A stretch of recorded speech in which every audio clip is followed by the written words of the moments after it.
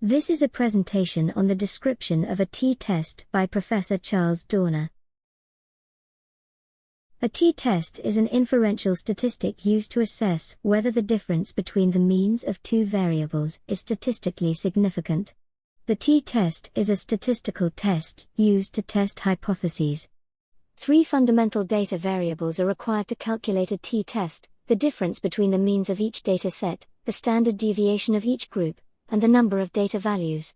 T-tests can be dependent or independent. A t-test is an inferential statistic that can be used to determine whether there is a statistically significant difference between the means of two variables. A statistical test known as the t-test is one that can be used to examine hypotheses. To compute a t-test, one must know the difference between the means of each data set, the standard deviation of each group, and the total number of data values. Additionally, one needs to know the number of data values. T-tests can be dependent or independent. For instance, if you roll a dice 1,000 times, you might discover that the number of times a 4 is rolled follows a normal distribution throughout all of the trials. Therefore, with these data, you can calculate the sample variance, but the population variance cannot be determined. Or, a pharmaceutical corporation might wish to test a new anxiety medication in order to see whether or not it makes symptoms better. In every experiment, there is always a group that serves as the control. This group is the one that receives a placebo. Therefore, although the group serving as the control may demonstrate an average improvement in life in 9 months, the group receiving the new medication may have a life expectancy of only 2 months. The medication could be effective. However, it's possible that it was just a coincidence. In order to verify this, researchers will conduct a t-test to determine whether or not the findings can be replicated over an entire population. In addition, in order to assess whether or not the results are statistically significant, a t-test makes use of a t-statistic and then compares this to the values of a t-distribution. However, keep in mind that the t-test can only be used to compare two different means. Use an ANOVA instead of a mean comparison if you want to compare 3 or more means. A t-score, also known as a t-value, is equal to the number of standard deviations away from the mean of the t-distribution. This concept is also known as the t-value. In t-tests and regression testing, the test statistic that is utilized is known as the t-score. When the data are distributed according to a t-distribution, it is also possible to use it to explain how far an observation is from the mean. The t-score is a ratio that considers both the difference between two groups as well as the difference that exists within each group. Greater t-values indicate a greater degree of differentiation between the groups. A lower t-value indicates a greater degree of concordance between the groups.